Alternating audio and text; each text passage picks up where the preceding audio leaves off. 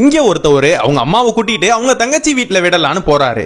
அந்த அம்மாவும் எனக்கு ரொம்ப தாகமா இருக்கியா, எனக்கு ஏதாச்சும் வாங்கி குடியான்னு சொல்றப்ப அவரும் ஒரு டீ கடையில வந்து நிப்பாட்டுறாரு. தங்கச்சி வீட்டுலனா வேணாயா, நான் உன் வீட்லயே இருந்துக்கிறேன்னு சொல்றப்ப என்ன இங்க நிக்க வச்சு என்ன அசிங்கப்படுத்துறியான்னு சொல்லி அவங்க குடிக்கிற டீயை வாங்கி கீழே ஊத்தி, முதல்ல நீ இங்க இருந்து வா, நான் உன்னை தங்கச்சி வீட்டுல விட்டுறேன்னு அந்த இடத்த விட்டு கூட்டிட்டு போறாரு.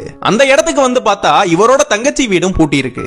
ஐயா தங்கச்சி வீடும் பூட்டி இருக்கு, நான் உன் வீட்டுக்கே வந்துடுறேன்னு கேக்குறப்ப அவ கொஞ்ச நேரத்துல வந்துருவா, நீங்க ஓரமா உட்காருன்னு சொல்லி இவரு கிளம்பிடுறாரு. அந்த அம்மாவும் அழுதுகிட்டே அந்த கேட்டுல உட்கார்ந்து இருக்கும் போது அவரோட தங்கச்சியும் இந்த ஆட்டோல வந்து இந்த அம்மாவை பார்த்தோன்னே இந்த கிழவி எதுக்கு இங்க வந்திருக்கான்னு அந்த இடத்த விட்டே கிளம்புறாங்க.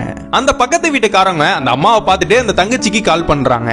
நான் திருப்பதி வரைக்கும் ஒரு வேலையா வந்திருக்கேங்கா, எங்க அம்மாவை எங்க அண்ணன் வீட்டுக்கே போக சொல்லுங்கன்னு சொல்றாங்க. அந்த பக்கத்து வீட்டுக்காரங்களும் அங்க நடந்ததை எல்லாத்தையுமே சொல்லி கொஞ்ச நேரம் இங்க உட்காந்துருங்க, நான் டீ போட்டு கொண்டு வரேன்னு அவங்க டீ போட போறாங்க. நான் இங்க யாருக்குமே பாரமா இருக்க கூடாதுன்னு அந்த இடத்த விட்டு கிளம்புறாங்க இந்த பாட்டி.